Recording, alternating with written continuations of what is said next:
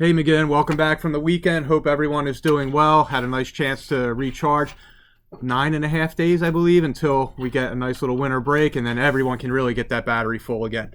So I'm going to read you a book today that I've been waiting on for a little while, and it just hasn't fit in. And then I said today, all right, let's read this thing. It's a new book that came from one of the boxes earlier this year. A nice little feel-good story. It's called The Elephant's New Shoe, and it's written by Lohn. Here we go. Animal rescuer Nick Marks peered at the injured elephant. He and Dr. Thigh had been called by a patrol team to inspect a tiny male elephant found wandering alone. His name was Chook. Nick blinked back tears. Chook was skinny, scruffy, scared. A wire snare had cut off his foot, and his leg was infected. Nick tiptoed into view. He did not want to startle the infant. Chook flapped his ears. He had been hurt by nasty men before. Could he trust Nick? The baby elephant trumpeted a warning. Nick crept closer. I won't hurt you. The elephant trumpeted again. Chook reared up and landed on his bad leg. His body buckled.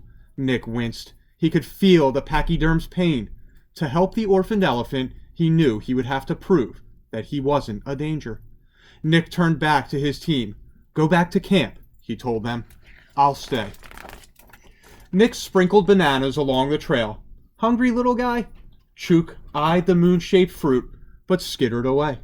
At nightfall, Chook watched Nick from a distance. Eventually, both fell asleep under the stars. The next morning, Nick moved closer to Chook. Banana? Nick offered. Chook inched closer and closer. Slowly and carefully, he placed his hand on Chook's head. At last, the injured elephant snuffled Nick's arm. The two soon became fast friends. During the day, they listened to the jungle. At night, Nick fluffed grass beside his hammock. Chook nestled underneath. Bring Chook to the rescue center, government officials told Nick. There, he could get the care he needed. Nick worried Chook could hurt himself on the bumpy roads, so they built a special cage and padded it with soft leaves.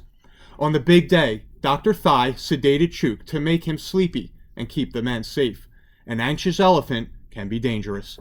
Nick led Chook into the truck and sat beside him. During the trip, Nick and Chook snacked. They stretched. They slept. 26 hours later, they arrived at the rescue center. Dr. Thigh examined Chook's leg. He's in bad shape. Nick rubbed Chook's trunk.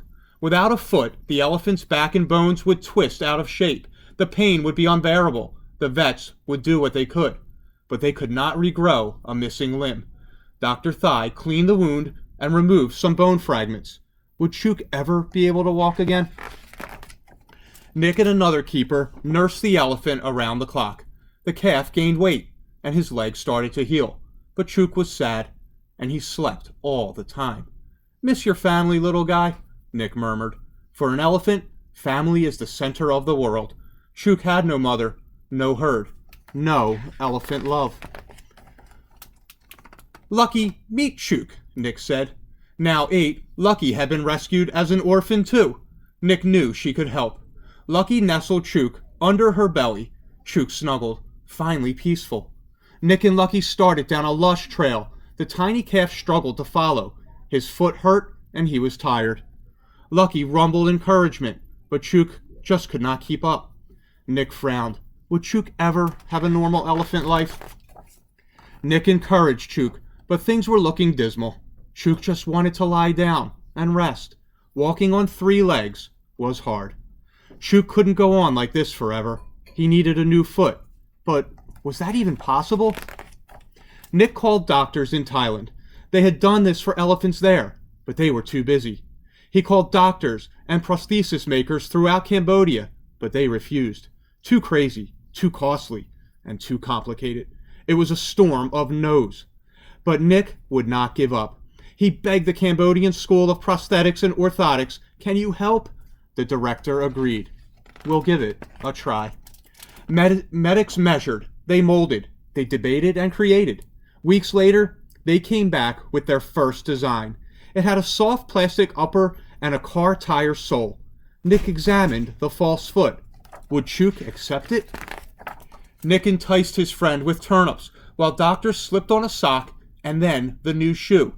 Chook nosed it. He took a step and another. He tested, he twirled, until at last he trusted his new foot. Nick smiled. He loves it. But a few days later, the side split. The plastic ripped. It could not take the wear and tear of an elephant. They needed a stronger shoe. This time, they used hard plastic. Nick distracted his pal with turnips, while the team wrenched the boot into place. The calf trumpeted. It hurts. He crinkled, he crashed, he cried. Get it off! Nick and the team carefully approached Chook to take it off. Once again, the team tested different designs. This time, for a durable shoe, they poured stiff but flexible plastic. For a stay-on shoe, they added belts. For comfort, they padded it with foam. At last, they were ready. Nick grinned at the new contraption. Coaxing his buddy with bananas, the team strapped the shoe on. Chook tiptoed forward carefully. He pranced backward delicately. He snuggled up to Nick in an elephant thank you. Today, Chook and Lucky spend their days exploring the forest at the center. Chook is a big boy now. He's still growing and outgrowing his prosthetic. Every 6 months, he needs a new shoe. And every time, Nick and the school make one. So again, I hope you like that little story of people coming to the rescue of Chook, doing a nice deed, finding something that worked. They kept going with perseverance until they found a solution. So enjoy your night, and I'll be back with a new read aloud tomorrow. Take care, McGinn.